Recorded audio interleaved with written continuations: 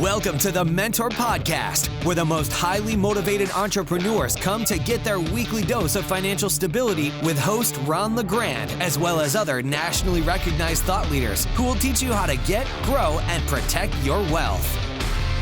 Hello, everyone, and welcome to another edition of the mentorpodcast.com. I'm Ron LeGrand, and right beside me is Clayton Massey, who is one of my heroes, which is why I want you to meet him, okay? He's got such an interesting story. He jumped out at me right from the beginning. A minister turned millionaire in a very short period of time once he just made the decision to jump into real estate investing. And this guy has got 9 children on top of that. So, hello, sir. Hey, Ron. How are you doing today? I'm going to let you tell them who you are and how important you are, because you're probably better at it than I am. Well, okay. My name's Clayton Massey, and I am from Western Kentucky, raised a farm boy, and one brother. So I was always on the low end of the totem pole. Mm-hmm. And I went through my early life as just a normal old guy driving a tractor, just living a common life with my family, and raised in a 10 by 50 trailer on the farm. 10 by 50. That's 500 square feet. It is. My dad was a row crop farmer and a pig farmer. I know all about pigs, Ron. I bet you do. I do. He's a registered pig farmer. And then life went on. I got married, met a beautiful girl named Pansy, a Southern name, and we now have 9 children. And in all that process, I got into the ministry. And moving fast forward ahead, and while I was in the ministry and struggling through life to support my family, I never made more than $38,000 a year. And that was 2 good years. That was 2 good years in our life. That's when we had surplus. I believe you, because my older brother, David, retired from the ministry. He taught at Piedmont Bible College for 30 years, and they paid him a whopping $19,000 a year. So when he retired, he kept on being an interim pastor, as he is to this day. I mean, this guy's 84 years old now, and he's still traveling around preaching for other churches. So I'm, convinced that you didn't preach for the money. I never met a rich preacher, actually. Talked to a couple. They're evangelists on TV, taking up humongous collections. But the ministry is something that you're called to do. But on the other hand, just like him, even a minister's got to eat, right? Especially absolutely. When they have 9 kids. So, in fact, I finished the story with David. He came down to see me in 1983 to get into real estate. And he's in, very, very part-time, because money's not his issue. So when he needs money, he just goes and flips a house. Yes. so he took the time and the energy to learn the business. And that leads me to, how the heck did you make the switch from what you were doing? Well, you're still a minister, but you tried all kinds of other things. Absolutely. What got you into real estate? Speaking of trying other things, I tried over 27 different ways, entrepreneurial ways. That's what I've counted so far. I need to actually create a list of those. But I sat down one night and counted 27 different crazy ideas and ways, MLM marketing and just side jobs and flipping. Did you actually get into 27 different things, or just look at it? I got into a handful of MLM market ideas, and then I've just had jobs, small jobs. So yeah, I would say those are the things I actually tried to do beyond a little research. Okay. And then I've researched. Oh my goodness, I don't know how many things I've researched. Well, you know what? I'm just sitting here thinking, you failed 27 times before you succeeded. Absolutely. That has got to be in your copy, man. Yeah, absolutely. All right. So then, what triggered you to get into real estate? I was looking for something, and I was introduced to the Slag Brothers, which I'd already known them through ministry. Their family attended a church that I had, frequented a few times, and so I approached one of the Slag Brothers. And they told me they were in real estate, and it sparked my interest, and I began to look into it. And then I was introduced to you by the other brother, Andrew. Yeah, and that's Andrew and Aaron Slag. Yes. LAG. Okay. One of them started at 21 and went crazy, and his brother jumped in. And today my students turned teachers, and Aaron's still one of our mentors working with us. So you met them, and then they sent you to me? They sent me to you. Yes, sir. Okay. I came to my first quick start was in Nashville area in 2019. And Ron, I was as broke could be. I mean, I had the money to come because I had sold a house that I'd moved from in Pennsylvania, and I scraped what was left out of the equity, and I come to your event. I took a chance. So, you know what that tells me is why you are successful today.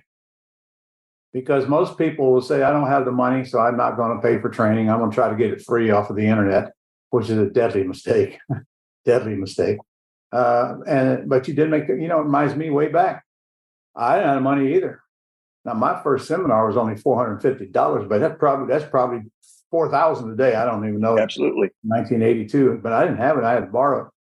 But then I guess the question is, what compels guys like us to make a decision like that most people would not have made, because it gets them out of their comfort zone?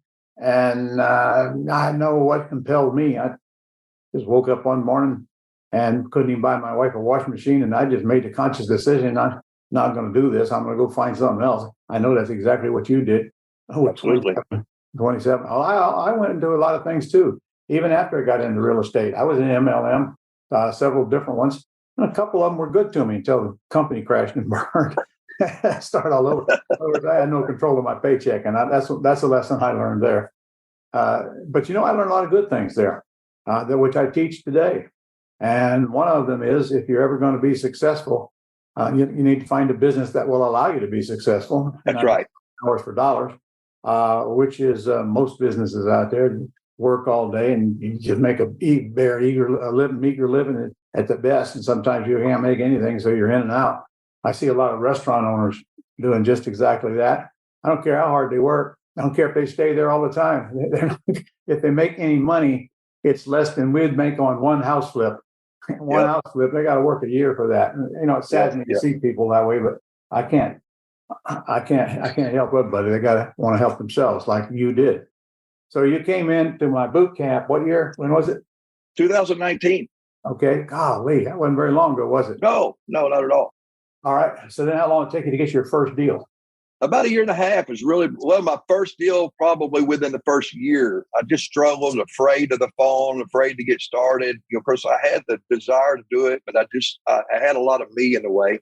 Yeah. So I had to deal with me first. But I was convinced to come because I'd done that research on you, Ron, and the credibility that you have behind you, and then the trust factor with the Slag brothers. So I knew my mindset began to change right about the same time. Yeah. So after I discovered you and looking into it, I also started working on my mindset, and it just all began to create momentum and just blew up. It blew up big time for me in beginning in 2021. Now I was making money. My wife was loving the checks that we were bringing in, but just I call it the moment, that miraculous moment when I finally realized, wow, this is really, really happening to me. And so now I'm just shooting for the moon now. So I love it. I love it. So it took you a year to get your first check? I went through, it probably took me about 8 months to get my first check, to convince myself. Now, so I'm digging into the mentorship program. I'm learning. But Ron, I'm trying to do it my own way. I didn't want to make phone calls. Yeah. All of us men do it our own way. Yeah. If it's working perfectly, it has to be fixed, right? Yep. Yeah. I was so afraid of the phone. I had my teenage daughters try to make phone calls. They hated it worse than I did. But you actually turned good at it somewhere, because I did.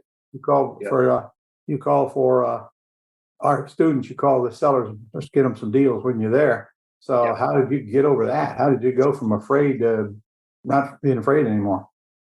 Well, first thing is I realized I wasn't a failure. It's one thing. I've realized that I can master this if I'll just put my heart into it, or put my mind and time into it, and just take control of the scripts. internalize these scripts until they actually work and come out natural for me. So I'd spend a lot of time going over the scripts and learning them. And that failure man that was on the inside of me, I just thought that I was a failure. Zig Ziglar said that failure is an event, not a person. And so I had to realize that I'm failing because I'm just doing the wrong thing. I've got to change the things that I'm doing and change the person on the inside and realize I can succeed. I mean, anybody can do this if they'll just get to it and go after it. Who cares about failure? I mean, who cares? So, what's it going to do to you? Yeah, I love Zig. I wonder if he ever got any water out of that well or he just kept on. I loved him. He was one of my favorite speakers because I remember, his speech was word for word. He'd make gestures at the same place in his speech every single time. So he was a master at that. If you watch him more than one time, you see he's one of the few people that I've ever seen do that. But it was successful for him. All right, so you did not get a deal until you started mastering the phone call, right? Absolutely. And you applied your own personality to it, but you just had the scripts in front of you, so you knew the questions to ask. Yep. Get the sellers to make you an offer, like, what's the least you're going to take? And we usually buy with nothing down, okay? And so the seller made you an offer, and then you got your first deal. What did your first deal look like? My first deals, Ron, were two wholesale deals actually, and they were combined together, and I got $3,000 out of it. And okay. That's huge. That was just absolutely huge. I made money on paper. Yeah. Ron. My ink pen made me more money than I had ever made money out of the labor and efforts I've done. That's unbelievable. You made money by selling a purchase and sale agreement. That's it. And I get it. That's my first deal too. Except it was 1982 and I made my $3,000. Golly, you made it a lot later than that. Yeah. But you know what? It's your first check. It's your most important one, isn't it? Absolutely. Absolutely. And that fired you up to get out there and start doing some more, right? Right. Oh, yeah. We're busy right now. I've got 5 contracts waiting right now. So we're just, and I got them by mostly being on the phone myself. Yeah. There you go. So what do you, I see you do wholesale deals. You still do them today. And you do terms deals. Absolutely. Okay. So what makes you decide to wholesale this ugly house you just got under contract?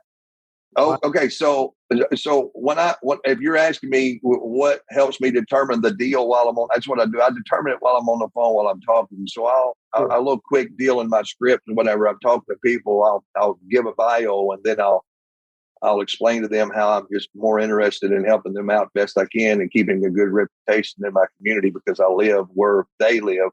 Mm-hmm. I'll tell them I buy houses 2 ways: by making payment, by giving them all cash on a discount, considering that I'm a slave to the numbers, or rather than give all cash now, I buy time by making payments until I pay off before I sell the house.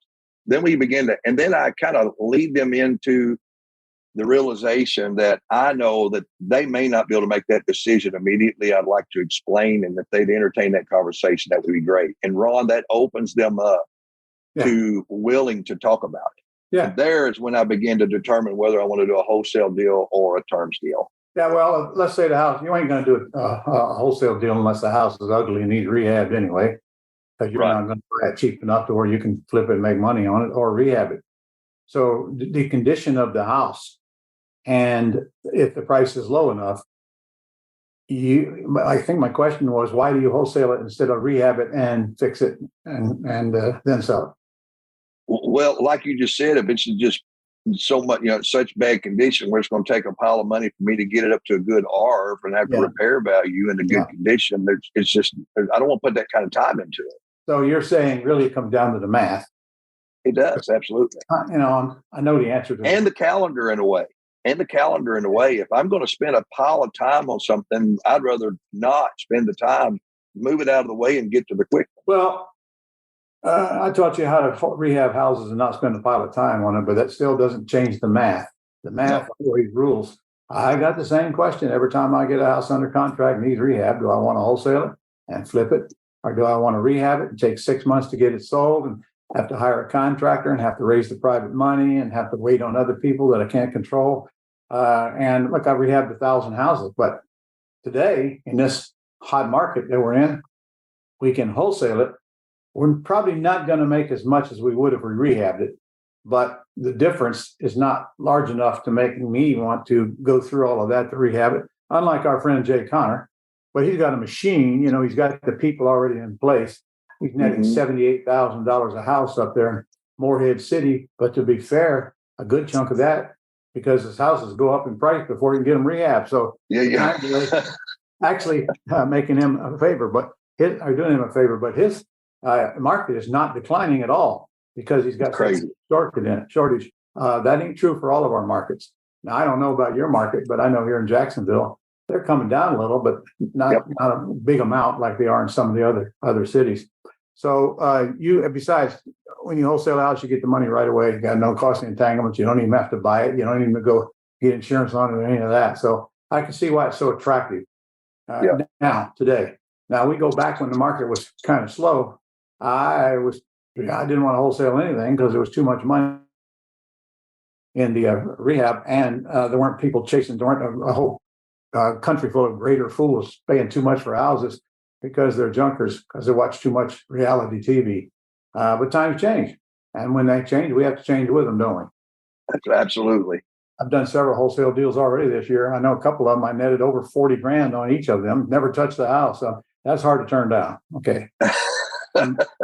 Well, that's more than I made in a whole year. Yeah, that's true. Now that you think about it, it is, isn't it? I mean, it's funny, but it's really sad, honestly. There's a whole society of people that will never find us and never know what they can do, probably because they're not even looking. All right. So you got 9 children and a wife. How many of them actually participate in your real estate activities? Mainly 2 of those. Now my wife is heavily involved, helping me out in a lot of ways. 2, my oldest and my third son. My oldest son he started a RIA group for us in our local area, and I've given it to him. I said, it's your baby. You do it the way you want to. Just put me up there and you tell me what you want me to do. He's loving that. And then he's also an acquisition disposition for me. So he's got an open house today that he's doing. So he's heavily involved. Then my third son is just a good runner, a handyman. He takes charge of cleanups and things like that. So, all right. Do you know Vina Jones Cox? I've heard her name. Isn't she in Louisville or in Ohio? Yeah. Ohio. In fact, I'm going up to do this boot camp for her in September. Oh, wow. Tell your son to find her because she runs a group of real leaders and real owners. Okay. And I formed it and I gave it to her. All right. So that's just for him to help grow his real business and also operate it internally. And it'll grow that thing very quickly if he goes there and listens to her. She's been around. She's my student, but she's she got to be in the 80s when I acquired her. She's been in this business a long time, and a wholesale specialist, I might add. If he has trouble getting her phone number, I'm sure he can go online and get in contact with her. Absolutely. Okay, so what do you do a mixture now of junkers and term deals, right? Absolutely. Whatever I can get. Yep. Which one do you do the most of? It's still a mix. Out of the 5 I'm doing right now, there's 2. Right now, it's 2 terms deal, and the other ones are either a wholesale or I need to buy and kind of clean them up, flip them, and so it's a mix. Again, I just analyze and grab and make it work. So, but I've got 2 terms deals right now. One of them is just, oh my goodness, it's. I'm really tempted, Ron, to buy it and flip it. There's about $160,000 in just buying it, cleaning it, selling it again. So that's a big temptation. That one would compel me to do just exactly that. Get that cash. Yeah. We don't know what's coming up in the future. But then when you don't need that cash anymore, there's a brainer. Go ahead. I buy for cash. I sell for cash. I buy on terms. I lease option on terms. Yeah. And I'm making the same decisions that you are making. And I got an acquisitionist, and he does everything for me. I mean, we just went to 2 houses yesterday afternoon. Nice houses, nice area. They were wanting more than I was willing to pay, but both of them were very amenable. And I told both of them, I can't give you what you want, but I can give you X. And they're thinking about it. And that's kind of fun when you're not afraid of what the seller's going to say. And of course, both of them were afraid of us more than we were afraid of them. I wasn't afraid of them at all. But it's just a matter of attracting the right quality leads to begin with. So your next question is how are you generating leads and what's it costing? Okay, good. I'm using REI Print. They're sending out mailers for me. I have a website that is starting to do better. We went back in and SEO'd and worked on it. It's starting to do better. And those two are the main, other than a few bandit signs here and there. But it's REI Print right now and my website. That's who I use is REI Print Mail. But that's a really neat service that I use. Here it is. Write this down, guys, because it's not only REI Print. Go to ronlegrand.com/mail. That's what I was trying to remember, because this company also bought out a list company and several other companies. So now it's all one. And the guy's name is Jeff Charlton, right? Jeff Charlton. They've got for me, it works very well, Ron. It's kind of an all-in-one package. So not only do I utilize them for their service, I'm able to forward all of my other leads into their service, and they work it for me as well. It's so they really neat package. Yep. And give you the information on the lead.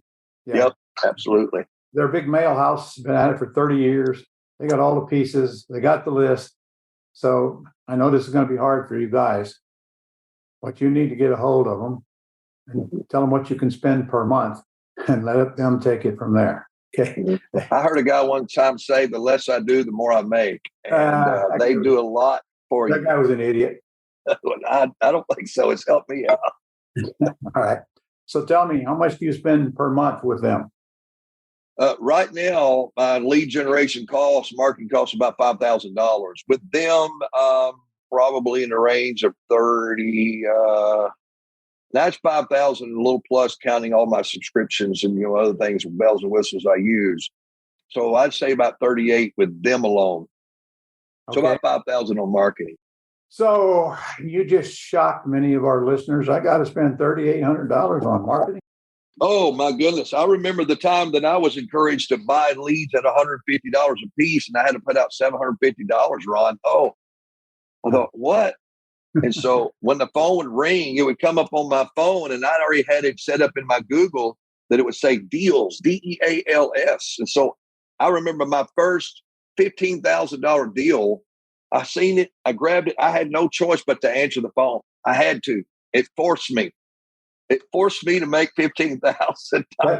That means they sent you the number and you had to return a call, right? The number comes right. I have to answer. No, it's the actual call coming in immediately on that one. My first deal, I did that away. So when I picked it up, I was, hey, this Clayton buys houses. And it was an actual live seller that was ready to negotiate right then. Okay. So I had to kick in. So what is your average lead cost over a period of a month with this company? I need to do better on my research on that. I've got a girl working on that, but I'm thinking it's going to average between, sometimes lower, between like 125 and 140, somewhere around there. And my numbers could be off. And I'd say that 5,000, that also, in my cost, that also includes like subscriptions and things like that I use for the marketing. But yeah, I'd say still around 125. Okay. But I mean, it's nothing compared to what I'm getting from those leads. Yeah, I know, but that's the hard thing for people to see. I got to spend this money, and I'm not sure I'm going to make a deal, and I'm not sure I can handle the phone right. So we always tell them, first you got to generate leads, which you're doing. Yep. Then you got to master the call, which you have done, and the rest is easy after that. It's all easy. About how many of these leads do you get to make a deal out of them right now? About eight. Lately, I've been hitting pretty good, though, because I've been pretty aggressive on the phone. But yeah, about 8. Wait a minute. You're telling me you pay $1,200 to get a deal? Oh, I know it. Yeah, it's hard. What's your average deal that you make up front? Well, like I say, I've got one that I'm doing about 160,000 on it. My average deal would probably still yet if I averaged them. You know what? I'd have to redo that again because it ranges anywhere from a low $5,000 up to $150,000. So we'd have to do some math there, but I don't know. When you plug in 160, you kind of screw up your averages, though. It does. It's terrible. But it doesn't matter. You got it. The whole point we're trying to make here is it does not matter what leads cost as long as you follow up on them and turn them into deals. That's right. Absolutely. I used to have a restaurant. It cost me $100,000 a month just to stay open before I started making a nickel. And there were a lot of months that I had to write a check to stay open. Compared to this business, there's no comparison. Not at all. Small operating cost. You spend about as much per month with this company as I paid for my electric bill in the restaurant. Not counting food, not counting all the other costs. So when you compare this business to a brick and mortar business, there's just no comparison because we got high transaction values. So tell me, I know you topped $1 million. Was that last year or the year before? That was last year. So last year is when I had that mindset change. Let me. I've really got something like burning in me. I want to say. I want to say this earlier, and I'll get to this if you don't mind. What your answer? I've been reading a book, and there's a story in there that really resonated with me. And I was the kid growing up that, I was little league baseball, was never any good at it. And I was the kid that if the coach ever had the opportunity, he'd whisper in my ear and he'd say, "Don't swing for the fences, just work to not strike out." Mm-hmm. That was me, And so my mindset was just, if I can just scrape by, I'm succeeding. Yeah. And so that all had to change. And I've got a lot I can say about that, about a person struggling through life just because they think that cosmos just willed that they just be normal. Yeah. Because that was me. And I think I figured that out. But last year, I went from that $38,000 a year guy to, yes, $1 million. And we should exceed that again. And that's cash and equity. Mm-hmm. About 4 something in cash. I mean, I'm swinging. I'm swinging way beyond the fences now, Ron. It's just my mindset's totally changed. It's, swing for the fence. No, there's more fences out there. I'm swinging for the fences now. Well, I've always said, when you start making some real money, more money is a lot easier to get to because you absolutely like an airplane taking off. All your energy and your costs are getting to the glide. Once you get to the glide, you just keep on going, and that's when you start delegating everything in your life, and there's very little left for you to do. You still preach, don't you? Absolutely. Actually, I was preaching this Sunday. Yep. Yeah. Okay. All right. So you said 2022 was your first year to hit $1 million? Yes. Came in 2019, and you wasted the first year. Pretty much. But so when was it I guess it was the year when you got started. So, you topped your current income at that time quickly, even then. So in 2020, which was COVID year, in that year you made more money than you make on your job. Oh, absolutely. Absolutely. Yeah. So once you got the foundation and your system set up, it's just a matter of keep duplicating what you're doing, but maybe expand your marketing, spend a little bit more on it until you got all the leads you want. And you get, if you get 1 out of 10 leads, that's pretty good because that means you're dealing with truly motivated sellers and not just people who throw their house online and want to sell it if they can get more than it's worth. So we have a system where you weed through all that crap. But I've seen a lot of mistakes. You're one of our mentors. You're working with our students, and I know you see the same thing. They simply will not invest in quality leads because it costs money to get most of them. There's plenty of ways to get them for free, but they require work. I'd rather exchange my money so somebody else can do the work, and then I get the lead, and then simply make a deal right quick or not make a deal. And you only get 1 out of 10, but you have a follow-up system. I wonder if you know how many of them you get later that you didn't get today with follow-up. You want to talk about follow-up? I've got people that call me a year later. Yeah. And I've got people that's calling me back. I mean, if it seems like it's on the fences, and then if I push them too hard, I'm going to lose them. Yeah. I just, I'm just courteous and kind, and let them make their decisions. They'll call me back.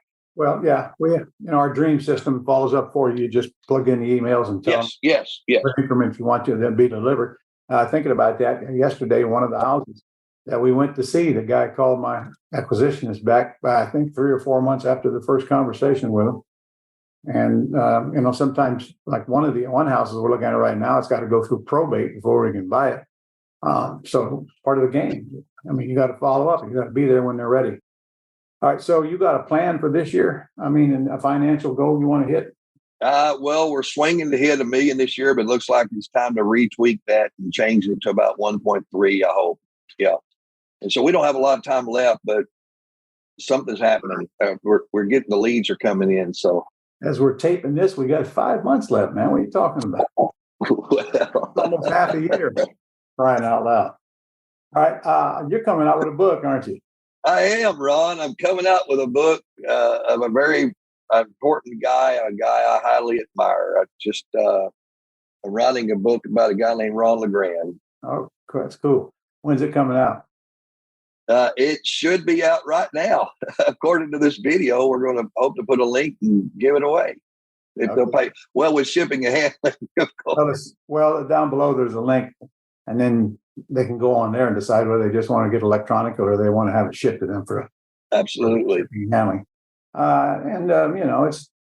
It's him talking about me. I've never really had anybody write a book directly about me. So it's a one only. It's never been done before that I know of, Ron. It's actually things in that book that you mentioned a few times. As a matter of fact, I was talking to someone in your office that's been with you a long time. They never knew that you was a pig farmer. And what's unique about it? It's actually it's different. It's a comic book, so it's been fun. It's been fun. I can't wait to get a copy of it myself. All right. Well, you got any strong suggestions for folks just starting, looking back from your experience when you started? Things that absolutely maybe you could help them avoid some of the mistakes that you made? Absolutely. If you'll give me like 5 minutes, I'm going to give a spiel here that might help some people get a little understanding of themselves. And then we may conclude this. Well, we're 5 minutes over, so I'll give you 3 minutes. Give me 3 minutes. Well, I'll try to get back to that. But and I've been kind of spilling over this here lately. And I used to think whenever I was looking for something, I always looked for motivation to help me out. Watching these motivation videos, and here lately, I've realized that I think we've defined that kind of incorrectly, because really everybody's motivated right where they're at right now. I mean, I'm motivated to do what I'm doing. There's people scrolling the phone, motivated. That's what they're motivated to do. Laying in bed, they're motivated to lay in bed. Motivation is just derived from the word motive. And motivation is that's not what you need to change. It's really not, that's not it. But I'll move forward. Motivation always creates movement. And doing what you're doing is because you're motivated to do that. Crazy thing when it comes to, you realize that you've done the right thing and you're doing it, that movement also develops momentum, like a snowball effect. So like the guy that's sitting on the couch, before he realizes it, the momentum's compounded upon him and it's taken over. And his things are getting out of control. His life, his family, his finances, his job, his yard, you name it, his relationships has created this momentum. Now it's out of control. It's getting chaotic. Well, it's the same thing with success. We create this, we have this motivation to start doing something. We start the movement, then it begins to create momentum. And then what happens before you know it, there's this moment, and I would call it the miraculous moment. It's like we wake up, it's like, man, I'm a millionaire, or man, I've lost it all. It's the miraculous moment. And so, but what is it though that changes that guy from the good to the bad, or the bad to good? It's not the motivation. It's not the motive, because that's there always working. It's what's before that, and that's called the mindset. And the guy's got to change the mindset to have the right motive. And so it's not motivation, but what changes the mindset. And I think, Ron, it's a big part of inspiration. I had an inspiration when I met you, Ron, that aha moment when I realized I'm done being the guy that I used to be. I'm finished with it. I realize now if I can fail, I can also succeed. I can also decide to succeed. And I had that moment, that aha moment, that Clayton is now going to do it. And I'm not a failure. I'm successful. I choose to be successful, and nobody can stop me. I can make mistakes and fail. I mean, Henry Ford was such a failure, Ron, that the Detroit Automobile Company fired him. You're a failure. They fired him. Henry Ford. But he had the right mindset. You know what? Now, he almost made another mistake thinking that black's the only color of a car. Well, he almost didn't exist. His first car, he was about ready to quit. And he sold his first car to a doctor, and he started putting that back in. And there almost was not a Ford Motor Company. It came that close. So some of these stories are amazing compared to what we go through in today's world. They had it a lot harder than we have it today. But Ron, you're an inspiration to me, and I've been inspired daily as the momentum goes on in my life, and as we're just creating this and building. Every man's my teacher. I'm constantly learning, and I'm swinging for the fences and beyond. Yeah, and of course now you're the teacher. You're one of our mentors that help our students get where they want to go. So, you have one last piece of advice for our listeners? Well, for our students, this is a piece of advice I would give that I've experienced working with my students, that there are two things that is a must. One is we provide a worksheet to be filled out, which is really a report. And this is very small. Okay. Our students fill out a report on their progresses for the week, which is an accountability. And Ron, I have learned that if a student doesn't fill out that weekly report because of accountability, there's a good chance they're not even accountable to themselves. Mm-hmm. Because if they were accountable to themselves, they would be accountable to others. Okay. So I think all of my students that do that, and then the other is get on the phone.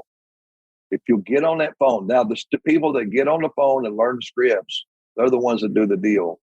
And then the other thing I would do is get as soon as you can, get yourself out of the way and let others get in your life that can help you do the things that you can't do, and become the best self that you can become. And delegate everything.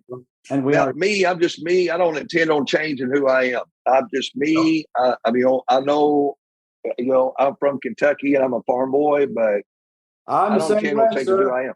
I have no intent of changing anything about me. I'm almost 77 years old, and frankly, if something I do bothers you, go to some other guru, because I'm not. Right, yeah.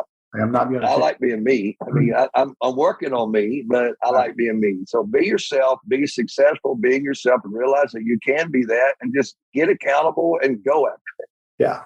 Oh, good. All right, guys, make sure you get that link below, because it's going to come down here shortly if you want to see what his book is all about. I'm looking forward to it myself. So, all right. Well, I picked your brain enough today. So I'm going to have to turn you loose, basically, because we're already 15 minutes past where we're supposed to be right now. I don't care. I could talk with you all day long. I love it. All right. Well, I'll be seeing you soon, and we'll get a chance to talk some more. So, guys, if you haven't explored our mentoring program yet, here's a good example of why you should. First thing he did was get a mentor. And then later, I picked him because of his story and his willingness to work with people and his servant's heart. So go get to our office and check it out. You do it to yourself. You can go to Ron, if you want a seminar on terms, go to ronlegrand.com/terms. And there's a 90-minute seminar based on what he and I do. And on ronlegrand.com, you'll find anything you want there. A whole bunch of free stuff on there. So, Clayton, thank you very much, sir. A privilege. All right. It's been a privilege, Ron. Thank you so much. Have a great day. Thank you. That's all for this edition of the Mentor Podcast. To connect with Ron and learn how you can attain financial freedom, as well as up-to-date strategies to grow and protect your wealth based on today's discussion, go to www.connectwiththementor.com.